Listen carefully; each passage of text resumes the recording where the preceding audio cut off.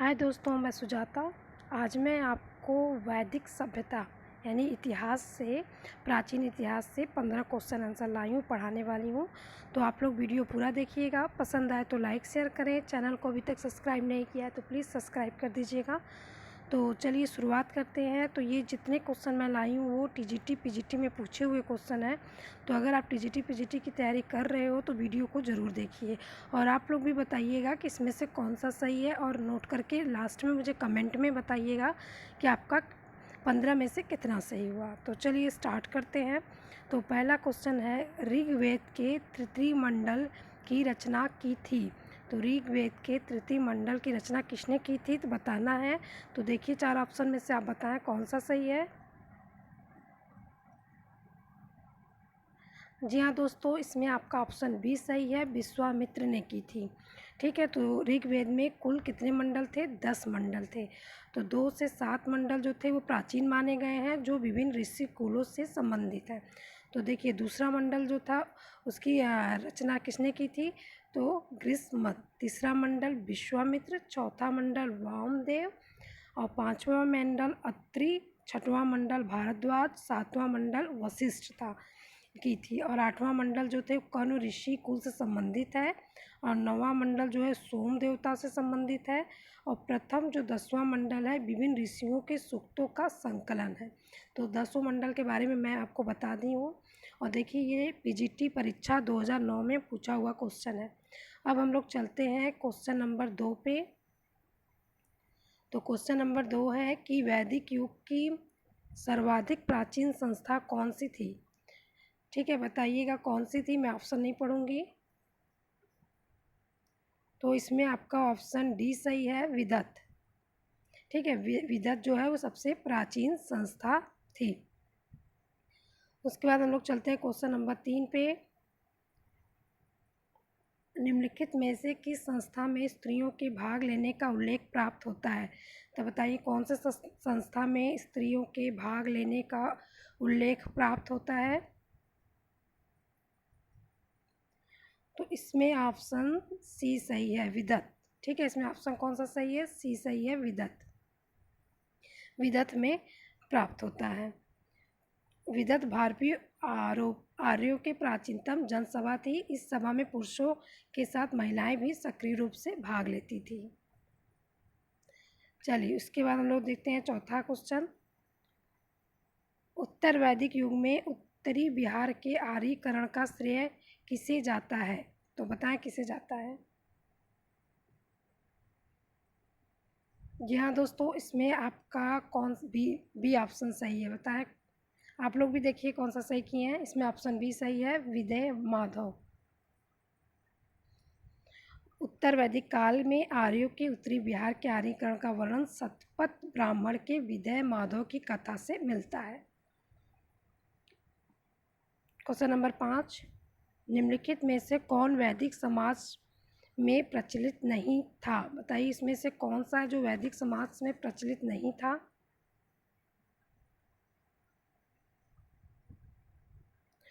तो इसमें सती प्रथा जो था वो प्रचलित नहीं था, बाकी जो थे वो प्रचलित थे। तो देखिए टीजीटी परीक्षा 2009 में पूछा हुआ क्वेश्चन है।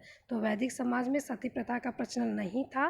भारतीय समाज में सती प्रथा का उद्भव यद्यपि प्राचीन काल से माना जाता है, और तथापि इसका व्यापक रूप से प्रचलन पूर्व मध्यकाल में हुआ है। ठीक है, सती प्रथा का पहला लिखित साक्ष्य जो है ये 1510 ईस्वी के एरर अभिलेख में मिलता है। ये सब चीज़ नोट कर लीजिएगा, इसे इंपॉर्टेंट पॉइंट बता रही हूँ। क्वेश्चन नंबर 10 राजाओं के युद्ध का विजयी सुदास निम्नलिखित में से किस जन से संबंधित था? इसमें ऑप्शन डी सही है, त्रिशु। चलिए क्वेश्चन नंबर 7, 10 राजाओं के युद्ध में विख्यात युद्ध में निम्नलिखित में से कौन विजयी हुआ था? तो बताएं कौन विजयी हुआ था।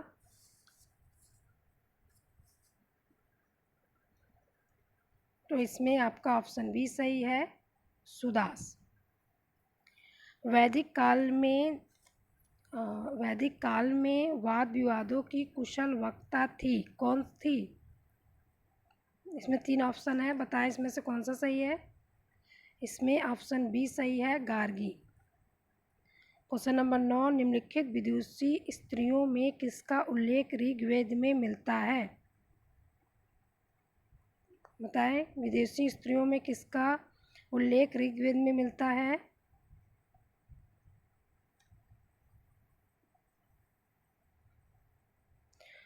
तो इसमें आपका ऑप्शन बी सही है, अपाला। क्वेश्चन नंबर 10, 4 वर्णों का प्रथम बार उल्लेख हुआ है। बताएं, 4 वर्णों का उल्लेख प्रथम बार हुआ है, किस मंडल में हुआ है? बताएं, ऋग्वेद के किस मंडल में?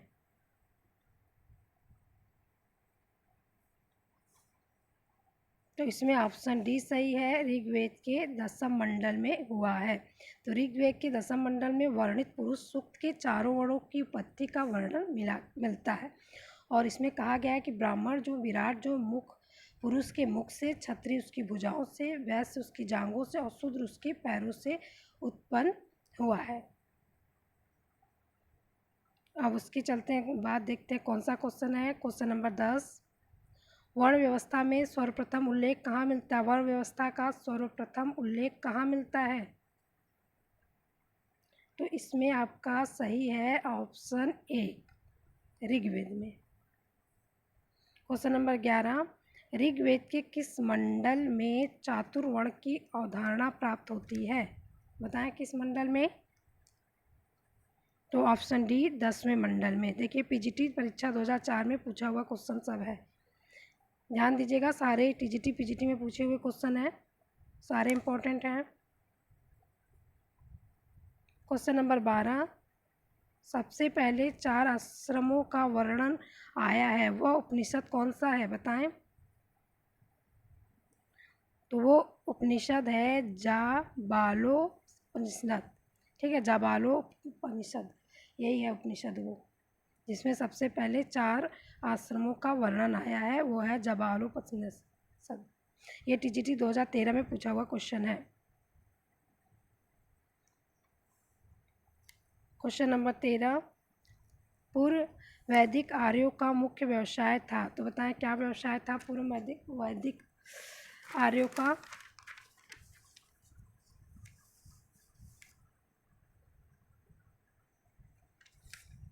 तो ऑप्शन इसमें सही है डी, पशुपालन। ठीक है, ऑप्शन डी सही है, पशुपालन। ऋग्वैदिक आर्यों का प्रारंभिक जीवन अस्थायी था, अतः उन्होंने जीवन में कृषि की अपेक्षा पशुपालन का अधिक महत्व दिया था। पशुओं में गाय की जो थी सर्वाधिक महत्ता थी। गाय की गणना जो है संपत्ति से की जाती थी उस टाइम में। और ऋग्वेद में 176 बार गाय का उल्लेख मिलता है। ठीक है, ऋग्वेद में क्या होता है, 176 बार गाय का उल्लेख मिलता है। चलिए, उसके बाद आगे हम लोग क्वेश्चन नंबर 14 में, निम्नलिखित में से वैदिक धर्म में कौन सम्मिलित नहीं था? बताइए, कौन सम्मिलित नहीं था? तो इसमें ऑप्शन सी सही है, मूर्ति पूजा। वैदिक आर्यों का धर्म मुख्यतः प्रकृति पूजा और मंत्र यज्ञ पर आधारित है, इसमें मूर्ति पूजा जो है प्रचलित नहीं था। आइए आगे आपका last question, question number 15, Rigveda में उल्लिखित पढ़ी संबंधित है, किससे संबंधित है? बताएं। तो इसमें सही है ऑप्शन व्यापार से। किससे संबंधित है? व्यापार से। तो ऋग्वेद में उल्लिखित पढ़ी जो है व्यापार वाणिज्य से संबंधित है। ये लोग पशुओं की चोरी विशेषतः गाय करने के लिए ये कुख्यात थे। ठीक है, ये पशुओं की चोरी मतलब विशेष जो गाय है करने के लिए ये कुख्यात थे। तो चलिए दोस्तों, ये 15 क्वेश्चन कंप्लीट हो गया। अगर आपको मेरा वीडियो पसंद आएगा तो कमेंट में ज़रूर बताइएगा। और मेरा वीडियो देखने के लिए आप सभी का बहुत बहुत धन्यवाद।